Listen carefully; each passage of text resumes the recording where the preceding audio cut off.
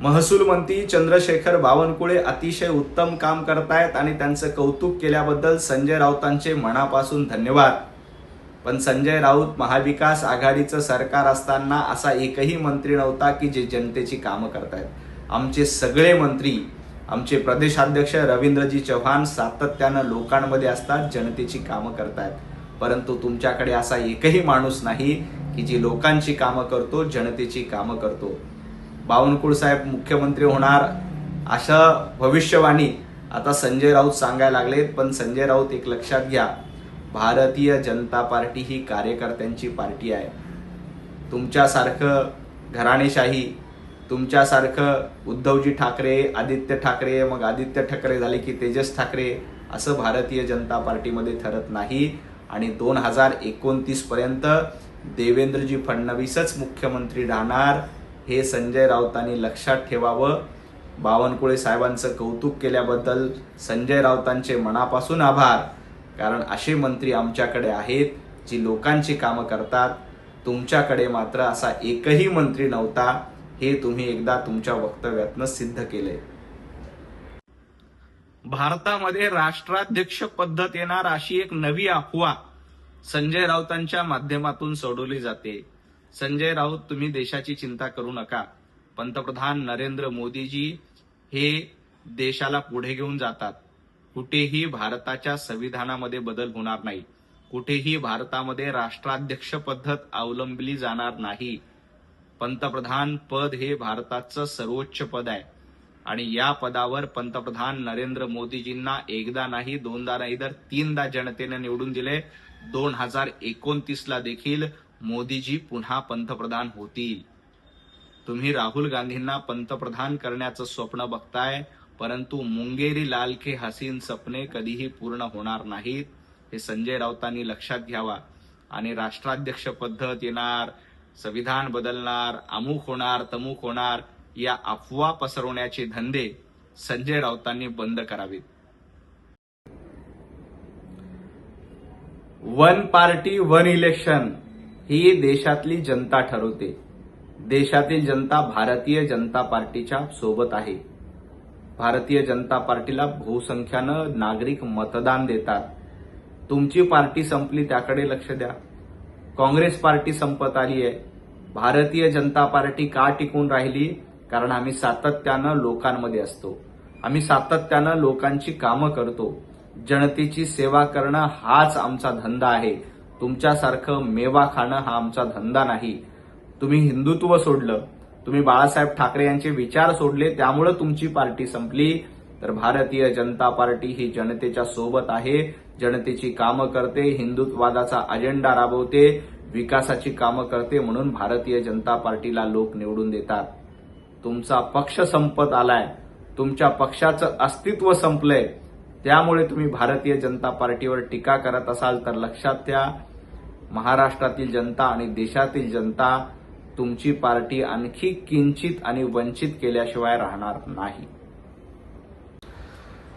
जनाब संजय राऊत यांना उभाटा गटामध्ये नगरसेवकाची उमेदवारी देण्याचा देखील अधिकार नाही. नगरसेवक पदाचं तिकीट देखील संजय राऊत देऊ शकत नाहीत. ते भारतीय जनता पार्टीचा मुख्यमंत्री ठरवत आहेत. संजय राऊत, भारतीय जनता पार्टीची चिंता तुम्ही करू नका. देवेंद्रजी फडणवीस या महाराष्ट्राचे मुख्यमंत्री आहेत. 2029ची निवडणूक देखील देवेंद्रजींच्या नेतृत्वातच लढली जाणार आहे.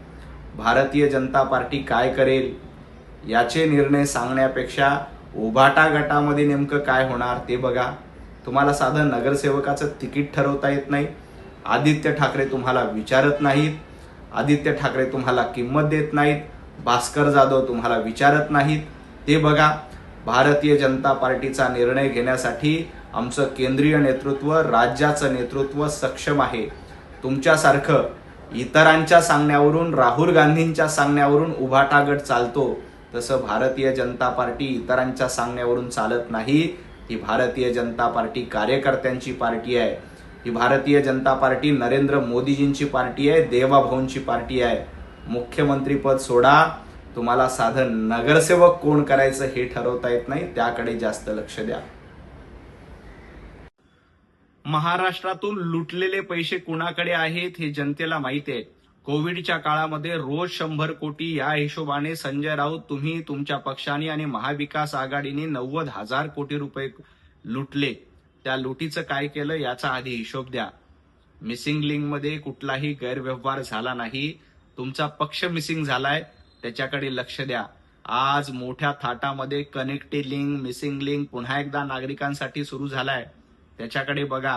काल देवेंद्रजी फडणवीस यांनी कनेक्टिंग लिंकवरनं प्रवास केला. सुसाटपणे नागरिकांच्या गाड्या देखील जात आहेत.